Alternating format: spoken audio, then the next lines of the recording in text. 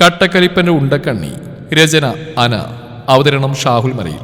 Editing ഷെരീസ് Poonoor. മുറിവത്ര കാര്യമായിട്ടൊന്നുമില്ലെങ്കിലും ആദ്യം Dettol പറ്റിയപ്പോൾ എനിക്ക് വല്ലാതെ നേറി. എനിക്ക് വേദനിക്കുന്നുണ്ടെന്ന് മനസ്സിലായതുകൊണ്ട് ഡെറ്റോൾ നിലത്ത് വെച്ചതിന് ശേഷം മരുന്ന് പുരട്ടി ആദ്യൻ്റെ കൈയെടുത്ത് പിടിച്ച് അവൻ്റെ അധരങ്ങളോടൊന്ന് അടുപ്പിച്ചൊന്ന് ഊതി. എൻ്റെ സകല ഞാടി ഞരമ്പുകൾ കൂടി ഒരു കൊള്ളിയാൻ മിന്നി. ആദിയുടെ ഓരോ ചുടി നിശ്വാസവിനിൽ പതിക്കുമ്പോൾ ഞാൻ വല്ലാത്തൊരവസ്ഥയിലായിപ്പോയി. എൻ്റെ ഹൃദയം പടപടപടാന്ന് മിടിച്ച്. അതെനിക്ക് തന്നെ കേൾക്കാവുന്ന വിധത്തിൽ പെരുമ്പറ വിട്ടുന്നുണ്ടായിരുന്നു. ഞാൻ അവനെ തന്നെ നോക്കിയിരുന്നു പോയി. എന്താണ് ഈ മിഴിച്ചു നോക്കുന്നത്? ഇപ്പോഴും വേദന മാറിയില്ലേ? ആദി കൈവിരൽ കൊണ്ട് ശബ്ദമുണ്ടാക്കിയപ്പോൾ ഞാനും ഞെട്ടി. വേദന മാറിയോന്ന്? ഇല്ല, ഇപ്പോഴും ഉണ്ട്. എന്നെ നോക്കിയൊരു കള്ളച്ചിരി പാസ്സാക്കി ആദ്യം തുടർന്നു. വേദന മാറിയെങ്കിലും എനിക്ക് ആ സാമീപ്യം ആസ്വദിക്കാൻ വേണ്ടി കള്ളം പറഞ്ഞു. അന്നേരം ആദിയുടെ ഫോണ് പിന്നെ റിങ് ചെയ്തു. ഡിസ്പ്ലേയിൽ മായ എന്ന പേര് കണ്ടതും അവൻ്റെ മുഖം ദേഷ്യം കൊണ്ട് ചുവന്നു. ഫോൺ എടുക്കുന്നില്ലേ? നേരത്തെയും വിളിച്ചിരുന്നു. ആരെയും മായ? നീ നേരത്തെ പറഞ്ഞായിരുന്നില്ലേ പുതിയ കാമുകി, അവള് തന്നെയാ. എന്തേ?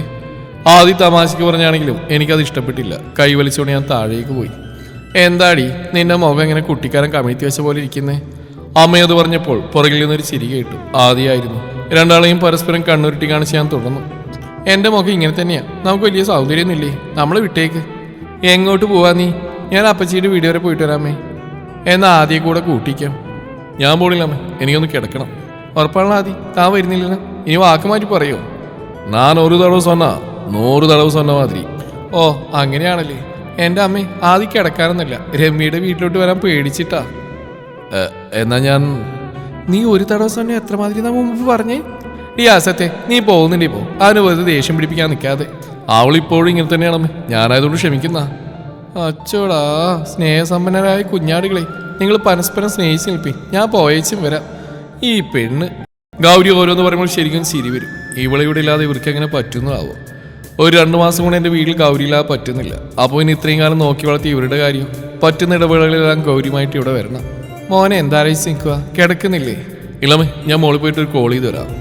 ഓഫീസിലേക്ക് വിളിച്ചു വെച്ചോ അമ്മേനെ താഴേക്ക് വിളിച്ചു. ആദി ദേ നിന്നെ കാണാൻ ഗൗരിയുടെ ഫ്രണ്ട്സൊക്കെ വന്നിരിക്കുന്നു. ഓ ഉണ്ടക്കണ്ണിക്കപ്പോൾ ഫ്രണ്ട്സൊക്കെ ഉണ്ട്.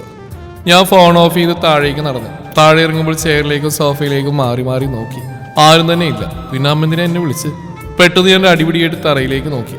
അപ്പം അവിടെ കുറച്ച് കുട്ടിപ്പട്ടാളങ്ങൾ അമ്മ കൊടുത്ത് കേക്കിന് വേണ്ടി തല്ലുകൂടുന്നു. ഇതാണോ അമ്മ പറഞ്ഞ ഫ്രണ്ട്സ്? അതേ മോനെ, നിന്നെ ഇപ്പം തന്നെ കണ്ടാലേ പോകുന്നൊക്കെ പറഞ്ഞിരിക്കുക. ഞാൻ വിചാരിച്ചു കുറച്ച് മുതിർന്നവരായിരിക്കുന്നു. ഇവരവിടെ ബോഡി ഗാർഡ്സാ, മിക്കപ്പോഴും കൂടെ കാണും. ഹലോ ആദി, ഞങ്ങൾ വലിയ കുട്ടികൾ തന്നെയാ. ഡാ പിള്ളേരെ, നിങ്ങളെക്കാൾ മൂത്തവരുടെ പേരെടുത്ത് വിളിക്കാൻ പാടുണ്ടോ? അതിനെന്താ? എനിക്കിതൊക്കെ കാണുമ്പോൾ അത്ഭുതമാണ്.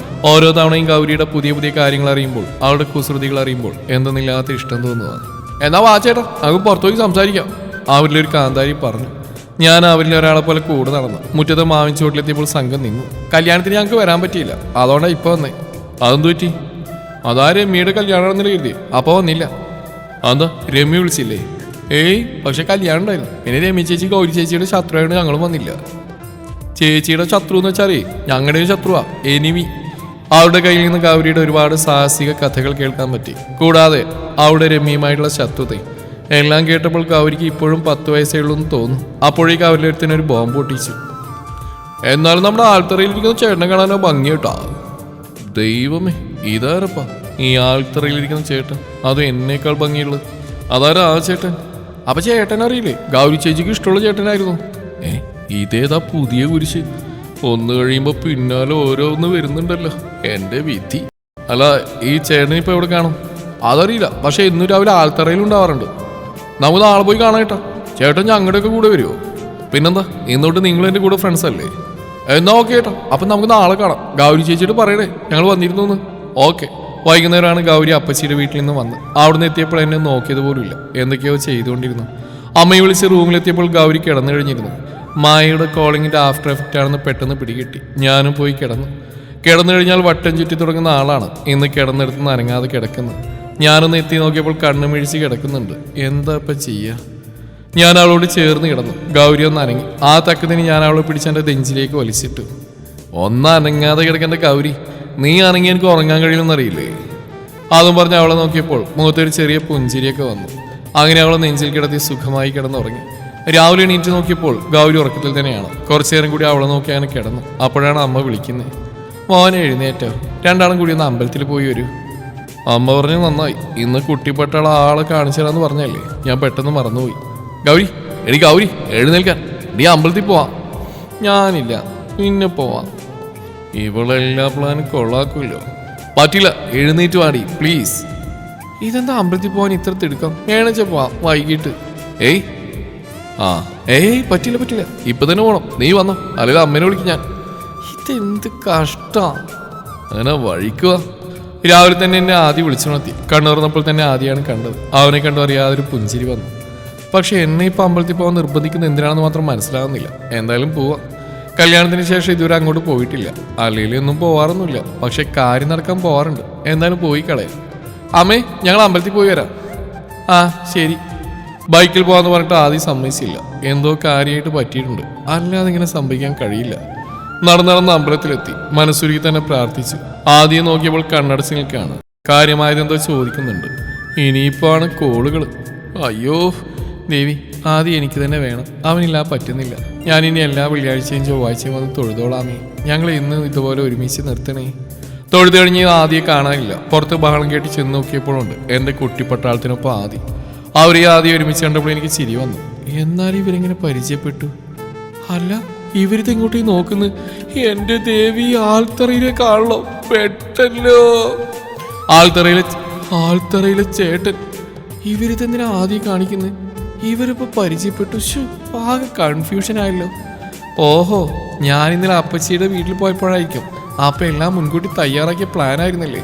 വെറുതെ അല്ല ആദ്യം അമ്പലത്തിൽ പോകാൻ തിരക്ക് കൂട്ടിയിരുന്നു. ഇവരെന്റെ ഫ്രണ്ട്സ് തന്നെയാണോ? പീക്കിരി കുരങ്ങുകൾ ഒക്കത്തിനും വെച്ചിട്ടുണ്ട്. ഞാൻ എന്ത് ചെയ്യണമെന്ന് അറിയാൻ നിൽക്കുമ്പോൾ ആദ്യം ഫോൺ എടുത്ത് പോയി. ദേ പിന്നെയും കളിച്ചിരി. ഓഹോ, ഇങ്ങേർക്ക് എന്തോ ആവാലേ. ഞാൻ ശരിയായി കൊടുക്കുന്നുണ്ട്.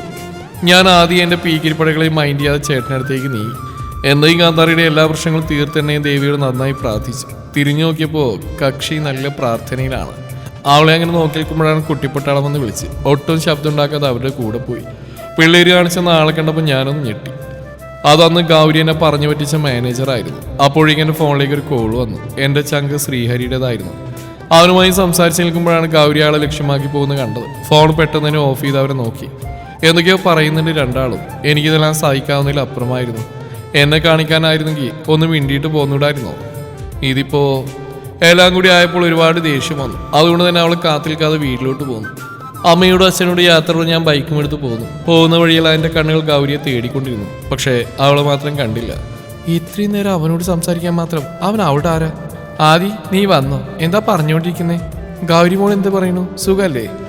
എനിക്കറിയില്ല. മനുഷ്യന്മാരോട് തീമ നിൽക്കുമ്പോഴാ ഒരു സുഖവിവരാന്വേഷണം. ഇവനിത് എന്ത് പറ്റിയ അസുഖം? എനിക്കെങ്ങനെ അറിയാനാ? എന്തേലും ചോദിക്കാൻ നിൽക്കുമ്പോഴേക്കും ദേഷ്യം വന്നു പോയില്ലേ? രണ്ടും കൂടി വല്ലതും ഒപ്പിച്ച് വെച്ചിട്ടുണ്ടാവും. അവരെന്ത് വിചാരിക്കും എന്തോ. തുടരും ഈ കഥയുടെ ബാക്കി ഭാഗം നാളെ ഇതേ സമയം.